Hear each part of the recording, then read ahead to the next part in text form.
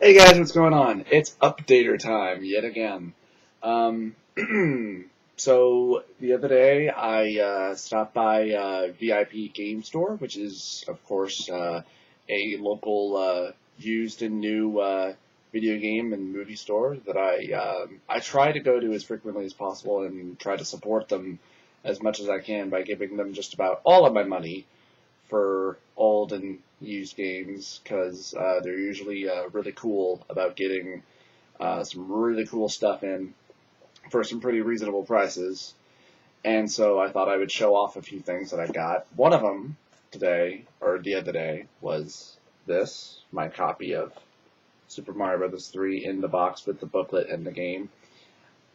I already have this on my virtual console, but I was like, but it's the box. And yeah, it's got this huge, terrible sticker right down the middle of it, which I would like to remove, but I imagine if I did, it would just ruin the box.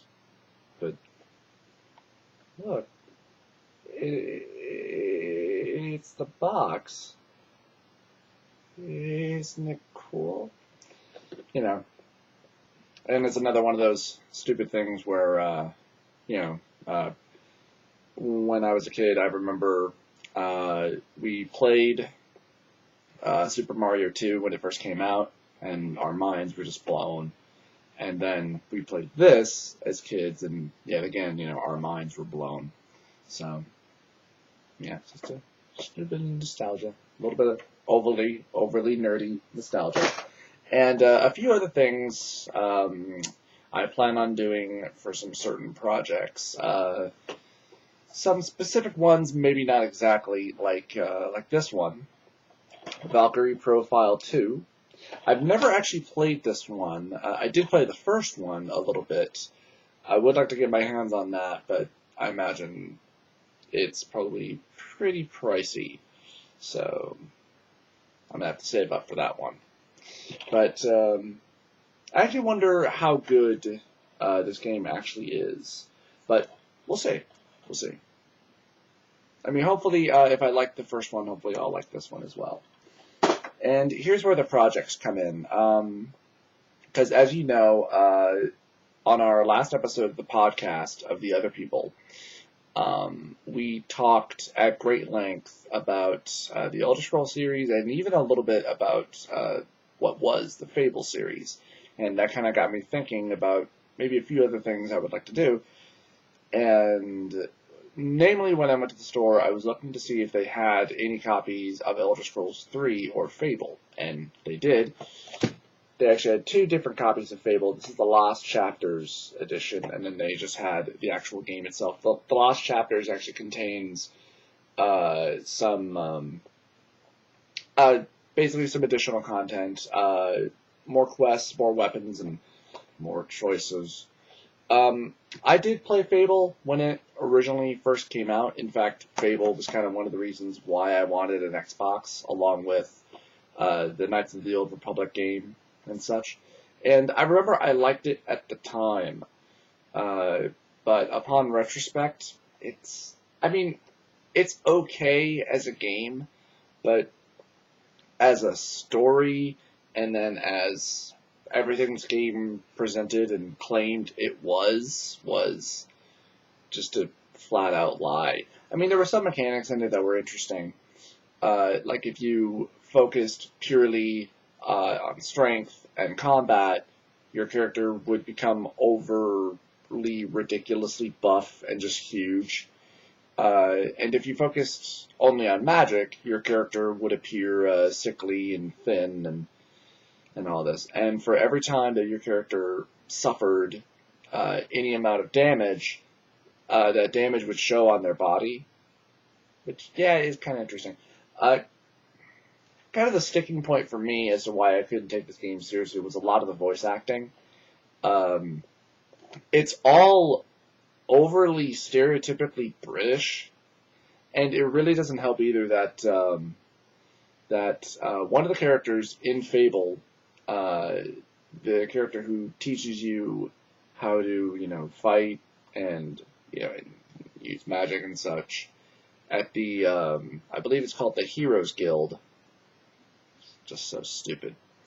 In that every time that your health is low and your magic is low, he constantly has to come over and tell you, "Hero, your will energy is low." Watch that.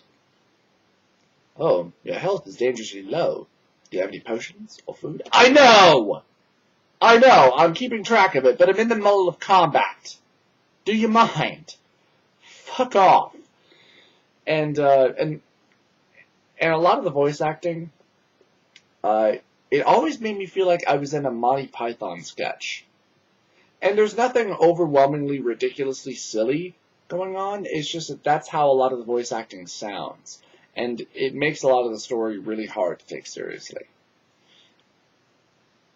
And bear in mind, I mean, when I first read about Fable, it was originally going to be called Ego, or something like that. And when I was reading about it, it was talking a lot about how this game was going to have real choices and real consequences. You could do just about whatever you want in the game. You could sleep outside. You could focus on magic, and like if you were ever bitten by a werewolf, you would turn into one. And all of this kind of stuff. And upon retrospect, more especially after playing the Elder Scrolls series, it kind of made me think, seems to me Fable was trying to do what Elder Scrolls already did, where it was trying to do a more sandbox game. And Fable is not a sandbox game. It is very much linear. It really is. I mean, it's still an okay game. I mean, I think the first one is fine as a game. But in terms of sandbox and mechanics and choices and such, it's really not. But then again, that type of argument, I'm sure, could be made really for any type of RPG that claims to be a game where your choices have consequences. Like, really? No, they don't. So there's that. And basically, I was going to try and do maybe a review retrospective on Fable. And got my hands on Elder Scrolls 3, Morrowind, Game of the Year Edition. I still don't like this game all that much, and it still shows. The graphics for this have not aged well, and I remember quite a bit why I don't like this game at all. It's the fact that, every time you're told to go someplace, you don't really have, I mean, you have a map, but nowhere on your map do you have a cursor saying, "Oh, you need to go to this spot right here." No, there's none of that. You basically have to follow the path. You basically have to follow the road and then follow the signs as to where, what city it is that you're supposed to go to, and then you literally have to run there. And because I don't even remember if there even were horse riding mechanics in Elder Scrolls 3. I mean, maybe there were. I certainly never got that far. I remember I would play for a little bit and get kind of bored because I didn't know where to go, what to do, or how to do it. The combat system is still not very good in this. I would try using magic, but this time I made sure to focus my character on being a melee attack character. Because the last time I tried to do anything too overly specific, I tried to make a character that was basically a thief.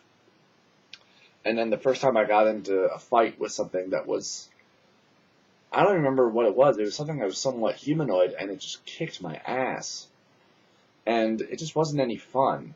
I mean, it did get a lot better when Oblivion came out. That got a lot better. So, and I would like to play a little bit more of this just to see if the game does get better or a little bit more interesting. But basically, I was planning on doing kind of a review retrospective on Morrowind, Oblivion, Skyrim, and also Fallout 2, or I mean Fallout 3. Sorry, because I've been replaying quite a bit of all of them, and Fallout is still awesome. The whole childhood at the very beginning of the game, more especially after you've already played Fallout 3. It does become a bit tedious and annoying, and you're just wondering, man, I wish I could just skip this. Oh well. And then two more things. I finally sat down and I watched the new Muppets movie. I had heard a lot about this, and I'm a bit of a fan of Jason Segel. Of course, I also did grow up with the Muppets. I've never actually really seen a Muppets movie. I've actually never really seen any of them, if I remember. But it was a little slow when it first started, but after that, it really picked up, and I really loved it. It was really funny. It was really entertaining. A lot of the songs were really good. A lot of the special guest appearances were pretty cool. And yeah, it was just a good all-around movie, and actually kind of gets me a little interested in what they plan on doing for the sequel. Actually makes me wonder if Jason Segel has anything to do with the sequel. So. And finally, got my new poster. I would have it up on my wall, but it's a little too big and it's a little awkward to try to hang it. Bear with me.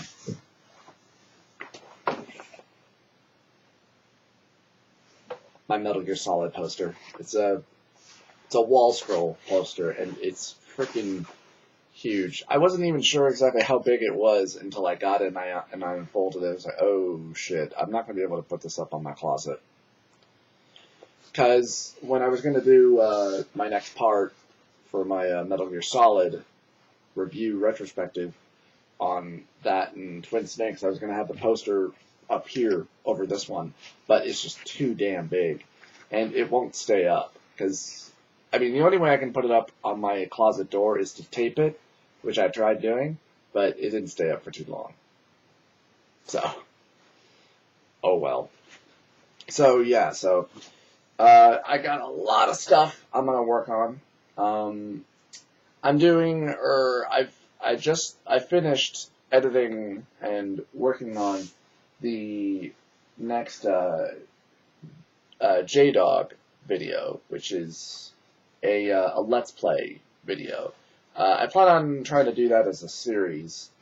I just finished editing part 1, and I did want a friend of mine to record kind of some theme music for me, but he got busy and such, so it's just gonna have to be something that'll be done next time. So it's really not a big deal.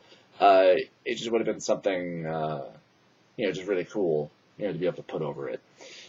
So there's that. We're doing another podcast next week. Luke will be coming back, which is awesome. I'm actually just still so surprised that he said yes, because I kind of figured he'd be like, no, man, I mean, I'm busy, and I don't really know you, and and you're really not that popular. No, I mean, obviously that would not be his attitude. But, I was actually just so surprised that he said yes, because I kind of figured that, that he was, I'd love to, but I'm really busy. And I would have been, very understanding about that. But, no, I mean, he's been really cool about it, and that's just awesome. So, actually, if I could, I would love to have him on as just another co-host, to be honest. So, because, I mean, he brought a lot of material to that show, and that was, just exactly what I wanted. So we'll be doing that. We'll be recording next Wednesday, and our topic will be anime, which I know is something I already covered on a video, but since this time it'll be 3 of us talking about it, and I am going to take notes this time, and we're going to go a little bit more in depth on some particular animes and what we like, what we don't like, and such. And I got a few other projects I want to work on. I'm probably going to post the J-Dog video maybe tomorrow or tonight along with this. We'll see. And then whatever other videos I'll get working on after I get to capturing some more footage. I wish I had a better capture box for my PlayStation. Actually, I just wish I kind of had a better capture box in general, because I noticed the other day when I was going through the video that I am going to upload soon, because I captured it off of my 360, and when I was watching the footage, and this was a pretty recent game that I was capturing, so everything was in HD quality and such, and the video quality at times was just terrible. Like the screen or the video itself of the game footage, it would just start kind of freezing, and like everything would go static. And my character, he'd be moving around, but yeah, it was just bad. I mean, it did get better once I lowered the quality of the video, but it's just obviously not a very good capture box, and I paid quite a bit of money for that capture box too. But mostly, I just kind of wish I had a capture box where I was able to capture all of my systems with no problems, where the quality is always good, and everything is crisp and clean and nice. But I'm sure if I wanted something like that, it would be expensive. Just something I can't afford. So, and I've been thinking a little bit lately about just kind of wondering if there'd be any way in which I actually maybe could start making money on my videos. Probably not.